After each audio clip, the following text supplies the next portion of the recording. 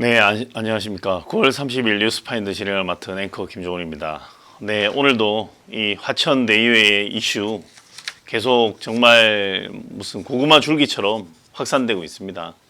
이 일당들이 똑같은 수법, 특수목적법인 SPC라는 걸 만들어서 지금 이 한 지역이 여기 나오는 화천대유 천화동인, 이 천화동인의 핵심 인물로 꼽히는 사람들이 이 멤버를 구성해서 이미 뭐 위례시 이런 건 다 드러나 있습니다. 근데 이들이 과거 수원 뭐 다른 곳들도 하고 이번에도 안양 박달동도 똑같은 수법으로 해서 하다가 이게 지금 사회적 논란이 되고 뭐 세상을 발칵 뒤집다 보니까 안양시가 이걸 하다가 지금 사실은 하나 중단한 상태입니다. 똑같이 민간공모 형태로 사업을 추진하다가 지금 한 뭐 보름 전에 이 사업을 한참 이게 거론이 될 때 취소한 상태죠. 쉽게 설명하면 그런 겁니다. 경기도 일대를 거의 다 지금 다 들쑤시고 이런 소위 말하면 말도 안 되는 천문학적인 배당 이런 것들을 지금 받아가려고 지금 하고 있는 겁니다.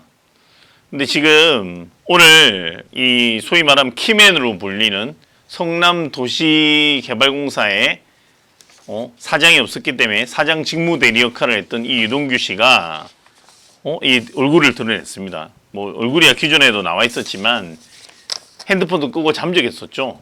이 보면 압수수색 당시에 문을 잠그고 창밖으로 휴대전화를 버렸습니다. 그러고 시간을 끈 이후에 이제 핑계를 댔는데 사정이 있다.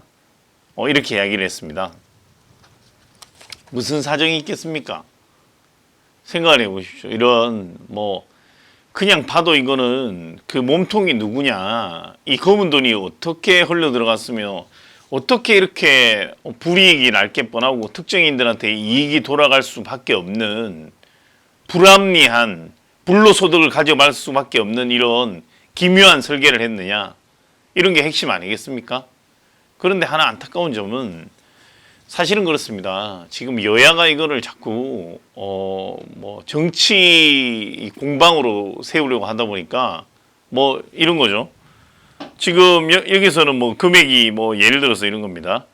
지금 이렇게 불로소득을 설계해서 소위 말해가 이 김만배 씨와 그 나머지 그의 지인들과 뭐 가족들이 가져간 돈이 4천억이고 그 다음에 또 분양해서 얻은 수익이 또 몇천억이고 또 이자놀이에서 본 돈이 또 몇십억이고 계속 파면 팔수록 나오고 있고 또 이 똑같은 이 천화동인 이 멤버 중에 이 소위 말하면 미국에 도피해 있는 이 변호사가 이름만 바꿔서 지금 똑같은 특수목적법인에 했는데 이게 또 지금 여기 오늘 보면 실시간입니다.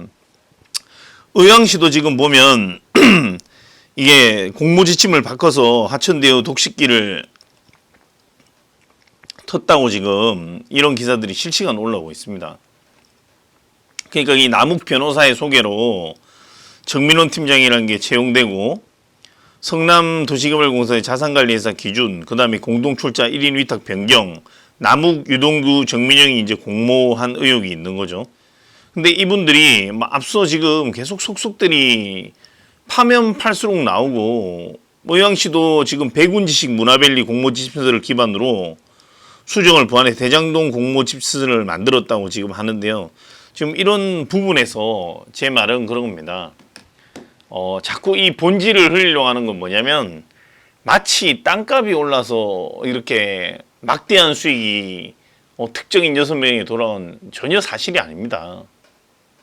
물론 이런 소위 말하면 공공분양이라든지 나라에서 뭐 그린벨트를 푼다든지 우리가 앞서도 마찬가지겠지만 LH 사태라든지 이런 게 다 공공이 소위 말하면 뭐 내부 거래를 한다든지 이런 역적 모의를 한다든지 이런 게 본질입니다. 땅이야 당연히 나라에서 그린벨트를 예를 들어서 뭐 지금 앞에서 공릉에 뭐 골프장 부지라든지 하게 되면 시세보다 싸게 사들일 수밖에 없죠. 예컨대 그런 겁니다. 평당에 한 2천만 원이라면 지금 대장동도 마찬가지죠. 시민들한테 200에서 300만 원 사이의 땅을 사들였다고 합니다. 200에서 300만 원 사이. 그래서 실제 분양한 거는 1800에서 2000 사이에 분양이 됐다고 하죠. 지금 10배 수익을 거둔 겁니다. 근데 실제 만약에 일반 민간업자들이 달려들어서 하면 그렇게 강제 수용을 할 수가 없죠.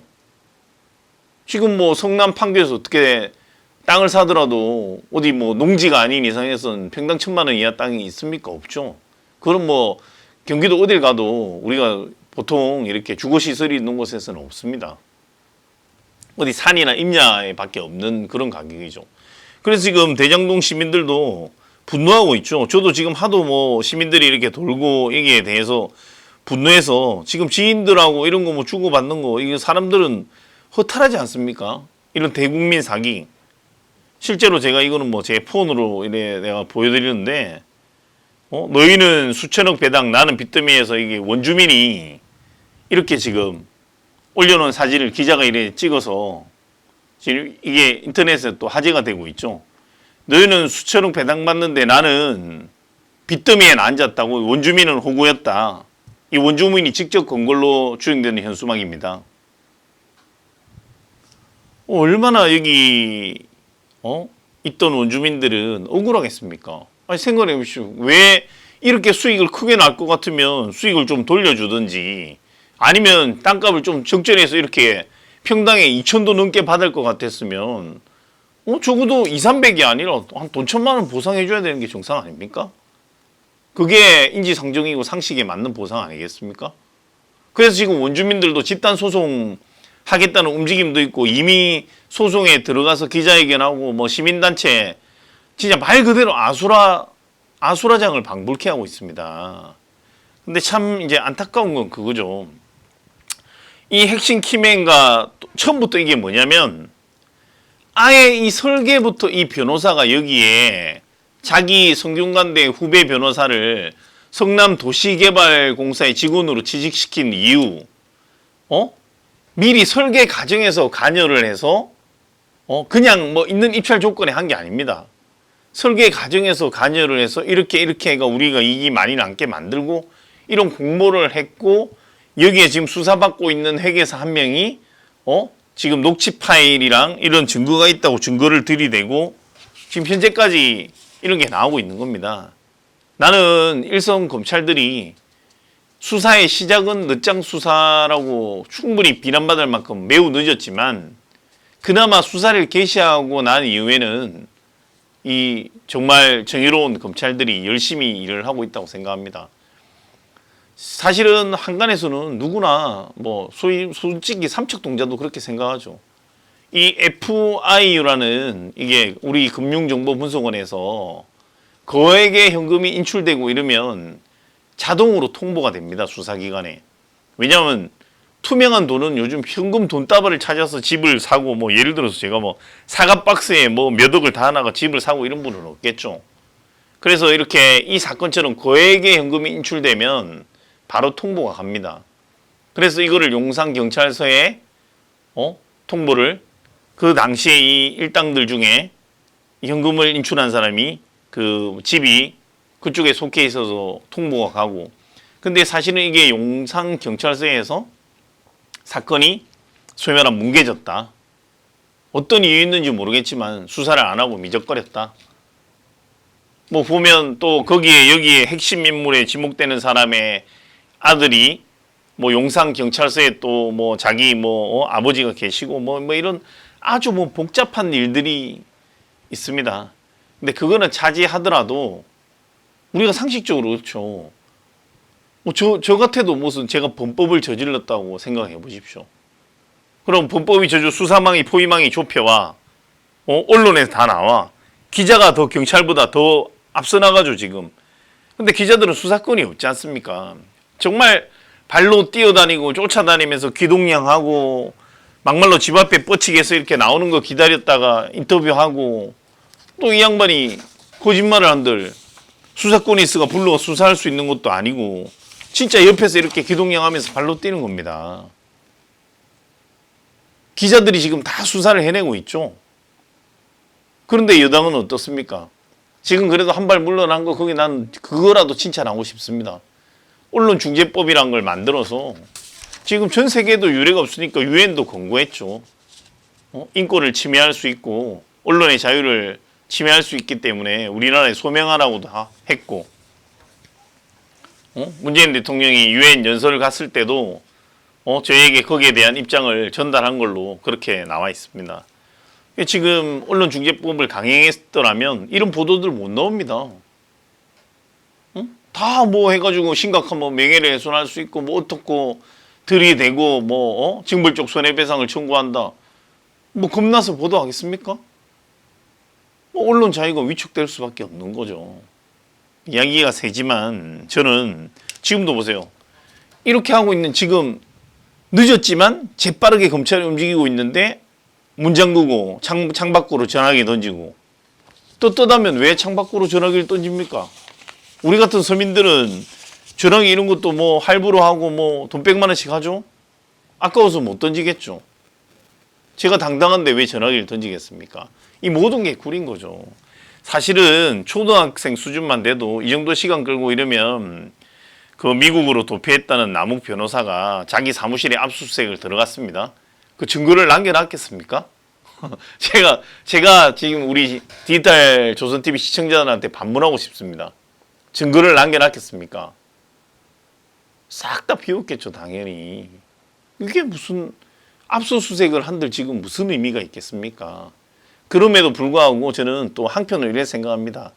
그러면 지금 뭐 박범계 법무부 장관이나 뭐 여러 가지 뭐 윤석열 전 총장, 지금 추미애 의원 뭐 등등 이렇게 뭐 서로 다 엮이고 엮여 있다가 그 밑에 뭐 그 라인에 속해 있는 검사가 뭐 수사를 지휘하고 뭐 공공수사부 뭐 이런 여러 개가 있겠지만 저는 또 한편으로 그렇게 생각하지 않습니다. 지금 사실은 여기에 고위 법조인 박영수 특검의 뭐 딸이 아파트를 분양받았고 뭐 전 이재명 지사의 재판을 담당했던 담당 판사께서 여기에 또 고문으로 가고 뭐 이런 것도 여러 개 있지만 일부 소위 말하면 이런 검은 카르텔 그들만의 리그 사실은 이런 분들을 진짜 모시려면 뭐 변호사들이 TV에 나와서도 이야기하지만 그냥 수임을 할래도 우리 뭐 1, 2천만 원 가지고 움직이지도 않습니다.